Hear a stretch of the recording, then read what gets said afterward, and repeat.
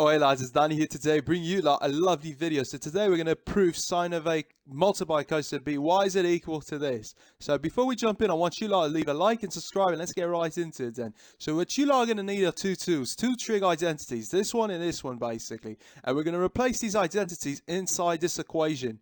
We're going to replace this identity over here, this identity over here. So let's do that right away. What you lot are going to notice once you have done your replacements, right, is you can cancel out these two terms basically. The same thing, a subtraction and addition of the same variable, we can cancel that out.